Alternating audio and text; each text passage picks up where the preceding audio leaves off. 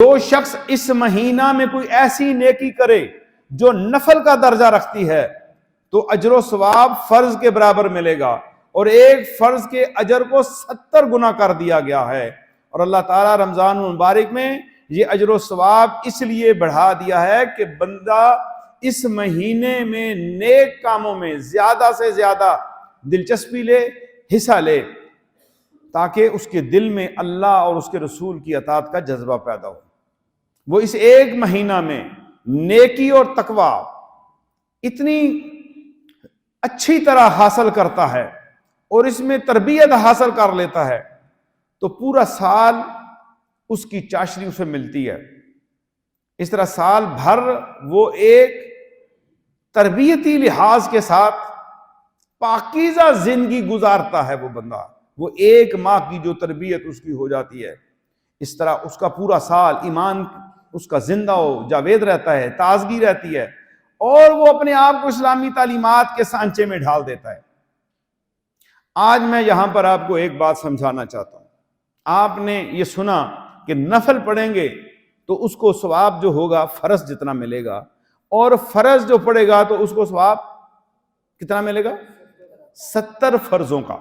اب یہاں پر عمومی طور پہ علماء اس بات کو واضح کریں گے، اور میں یہاں پہ واضح کرنا چاہتا ہوں، ہم صرف یہ فرض سمجھتے ہیں کہ جو نماز ہم پڑھ رہے ہیں، یاد رکھیے گا یہ اس کے علاوہ بھی فرائض ہیں جو رمضان کے اندر پورا کرے گا۔ ایک مومن پہ کیا کیا فرض ہے، وہ فرائض جب رمضان میں پورے کرے گا تو 70 فرضوں کا اجر ملے گا۔ مثال دیتا ہوں، زکوٰۃ اس پہ فرض ہے اور وہ یہ فریضہ اس نے رمضان میں ادا کیا، اب جو ہے اسے 70 گنا اس کی فضیلت بڑھ گئی۔ علوم دینیہ میں کچھ علوم فرائض ہیں جن کو سیکھنا فرض ہے، اور کچھ واجبات ہیں جن کو جاننا بہت ہی ضروری ہے، اور کچھ ایسے علوم ہیں جو والدین اپنی اولاد کو بالغ ہونے کے ساتھ سکھانا ان کے اوپر بھی فرض ہو جاتا ہے۔ اگر ایسے علوم کو ماہ رمضان میں سیکھتا ہے جو فرض ہیں، جتنی دیر وہ سیکھتا ہے، جو علم سیکھ رہا ہے وہ عام دنوں میں سیکھے تو اس ایک فرض علم سیکھنے کا ثواب ملے گا، اور جب رمضان کے اندر سیکھے گا تو اسے 70 فضیلتیں ملیں گی، 70 درجے بڑھ کے اس کو ثواب ملے گا۔ اسے کوئی صرف نماز کے اوپر جو ہے قیاس نہ کرے کہ نماز فرض ہوگی تو 70 نمازیں، باقی فرائض بھی۔ تو جو لوگ فرائض نمازیں سمجھتے ہیں تو انہیں اب دوسری طرف بھی سمجھنا ہوگا کہ ہم نے اس رمضان میں دیگر فرائض بھی پورے کر رہے ہیں۔ حضور نبی کریم صلی اللہ تعالی علیہ وآلہ وسلم نے اپنے خطبہ میں اہل ایمان کو تمام فرائض ادا کرنے پہ ابھارا ہے۔ یہاں پر اس خطبے پہ توجہ دینی ہوگی۔ علم حاصل کرنا فرض ہے، روحانی دینی دعوت کا کام کرنا فرض ہے، یہ جو دین کا کام ہے، امر بالمعروف و نہی عن المنکر، لوگوں تک جانا، لوگوں نماز جمعہ کے لیے آؤ، آخری عشرہ میں اعتکاف کے لیے آؤ، نیکی کے لیے آؤ، اور یہ کام فرض ہے۔ نیکی کا حکم دینا اور بدی سے روکنا فرض ہے ہر مسلمان پر۔ پہلے وہ اپنے آپ کو روکے، پھر اپنے اہل و عیال کو روکے جن پہ اس کی دسترس ہے، اپنی بیوی کو، بچوں کو روکے، پھر جہاں تک اس کی قوت ہے وہاں تک وہ جائے، لوگوں کو بتائے، لیکن کسی کو مار پیٹ کے کر کے نہیں، ڈنڈا شنڈا مار کے نہیں اس کو سیدھا کرنا۔ نیکی کا حکم زبان سے دینا ہے، اپنے عمل سے نیکی کا حکم دینا ہے۔ بچوں کے سامنے نماز پڑھے نا، اور بچوں کو کہ نماز پڑھو، خود پردہ نہ کریں، بیوی کو کہیں پردہ کرو، یعنی اس طرح دین کے کاموں میں خود عمل کرنا ہے، پھر دعوت دینی ہے۔ اس کو کہتے ہیں نیکی کا حکم دینا اور برائی سے منع کرنا۔ عدل و انصاف اور امن و امان کا قائم کرنا بھی فرض ہے. عدل و انصاف اور امن و امان کا قائم کرنا یہ فرض ہے. یہ یاد رکھیے, یہ مجھ سے لے کے اوپر سطح تک سب کے اوپر جو ہے امن امان اور اس کو قائم کرنا امت پہ فرض ہے. اسی طرح عہد و پیمان کو پورا کرنا, جو وعدہ کیا ہے شریعت کے تابع جو وعدہ کیا ہے اس کو پورا کرنا یہ فرض ہے. ماں باپ کی خدمت کرنا بچوں پر فرض ہے. یہ یاد رکھیے گا, کیونکہ نص قرآن سے والدین کا ذکر کئی جگہوں پر قرآن میں ملتا ہے. اسی طرح اولاد کی پرورش, اولاد کو پالنا, اسے تعلیم دینا, حلال و حرام کے علوم سکھانا, رشتہ داروں کے حقوق پورے کرنا, یتیم و مسکین اور تمام مخلوق خدا کے حقوق ادا کرنا, یہ فرائض میں شامل ہے.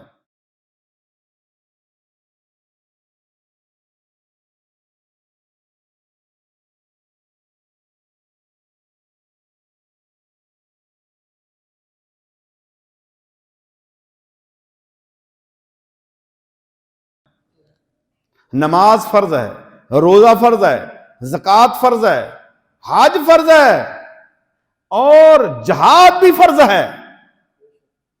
جب وقت آ جائے, جیسے اب فلسطین پہ ظلم ہو رہا ہے, غزہ پہ ظلم ہو رہا ہے اور اسلامی حکمران خاموش بیٹھے ہیں, یہ فرض ہو چکا ہے امت پہ. یہ میں نے آپ کو مختصر چیزیں بتائی ہیں.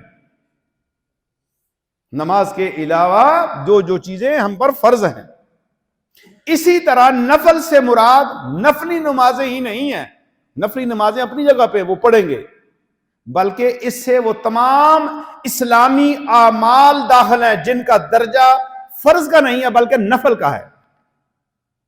میں اب آپ کو بتاتا ہوں فرض کیا ہوتا ہے اور نفل کیا ہوتا ہے. فرض وہ ہے جو اللہ کی طرف سے عائد ہو جائے, جیسے میں نے یہ موٹی چیزیں آپ کے سامنے بیان کی, نماز, روزہ, حج, جہاد, زکوٰۃ, اور اسی طرح والدین کے حقوق, رشتہ داروں کے حقوق, یتیموں کے حقوق, بیواؤں کے حقوق, امن و امان قائم کرنا, عدل و انصاف دینا. ٹھیک ہے, یہ اسلامی ریاست کے اندر ہر مسلمان پر فرض ہے. اور نفل کسے کہتے ہیں؟ ایسا عمل کرنا جو آپ پہ فرض بھی نہیں ہے, آپ پہ واجب بھی نہیں ہے, آپ پہ سنت کے لحاظ سے بھی نہیں ہے, لیکن آپ اسے اللہ کی رضا کے لیے کر دیتے ہیں, اللہ کی رضا کے لیے کرتے ہیں.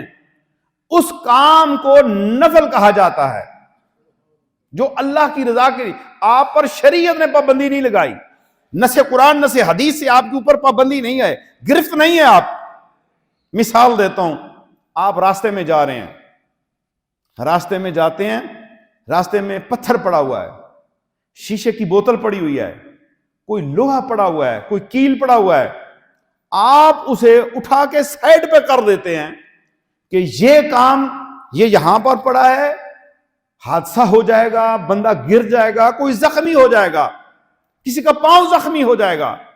یہ کام آپ پر, جب آپ نے یہ کام کر لیا, آپ نے ایک نفلی کام کیا ہے, نفلی عبادت کی ہے. یہی کام عام دنوں میں کریں گے تو آپ کو اس کا ایک اجر ملے گا. رمضان میں کریں گے, نفلی کام تھا, فرض جتنا اجر مل جائے گا. سمجھ آ رہی ہے آپ کو؟ یعنی فرائض اور آپ کے جو نوافل ہیں اس کے اندر جو میں آپ کو ذمہ داریاں سمجھا رہا ہوں. اپنے فرائض منصبی کو بآسن خوبی انجام دینے کے لیے اصل ڈیوٹی سے زیادہ وقت دینا, ملازم اور مزدور کو اس کی محنت سے زیادہ معاوضہ دینا, کم منافع پر اشیاء فروخت کرنا, ڈاکٹر و حکیم کا غریب مریضوں کو مفت دوائیات دینا, روحانی دینی دعوت اور جہاد میں جان و مال اور وقت کی فرض سے زیادہ قربانی دینا, علم سیکھنے اور سکھانے کے لیے اپنے آرام کا خیال نہ کرنا, اور دین کا جذبہ پیدا کرتے ہوئے جو ہے اپنے آرام دہ آرام والے لائف جو ہے، جو آپ کے اوقات ہیں جس میں ریسٹ کر رہے ہیں، اس میں بھی آپ کسی بھوکے اور پیاسے کے پاس جا رہے ہیں، کسی بیوہ اور یتیم کے پاس جا رہے ہیں.